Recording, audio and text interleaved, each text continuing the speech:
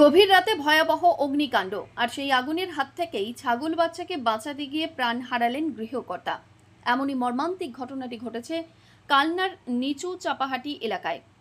ঘটনাস্থলে পৌঁছান মন্ত্রী স্বপন দেবনাথ। তিনি মৃতের পরিবারের সঙ্গে কথা বলেন। কালনার পূর্বস্থলী 1 নম্বর ব্লকের সমুদ্রগড় পঞ্চায়েতের অন্তর্গত নিচু চাপাটি এলাকায় ভয়াবহ অগ্নিকাণ্ডের ঘটনা ঘটে। গভীর রাতে আচমকায় আগুন লেগে যায়। স্থানীয় বাসিন্দা নিখিল অধিকারী তার বাড়ির ছাগল থাকার কারণে ছাগলদের বাঁচাতে গিয়ে নিজে অগ্নিদগ্ধ হন।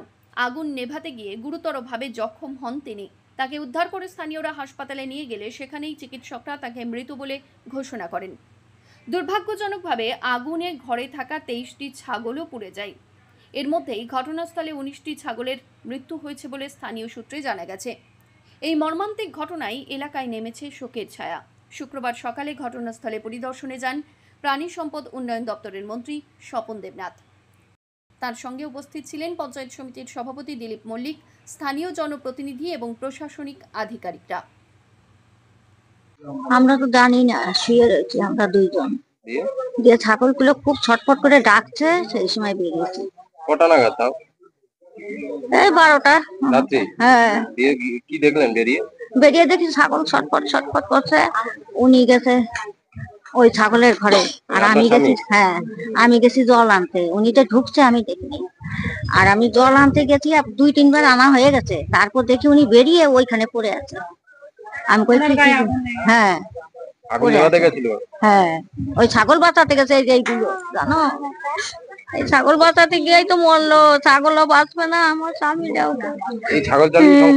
হ্যাঁ আমাদের ছাগল, আমার তো নার্ভের তো স্বামী 12 মাস ওষুধ খাই, ঘুমের ট্যাবলেট খেয়ে, নার্ভের ট্যাবলেট খেয়ে তারপরে ঘুমিয়ে। কতক্ষণ লাগলো পরে আগুন নেভাতে আপনাদের?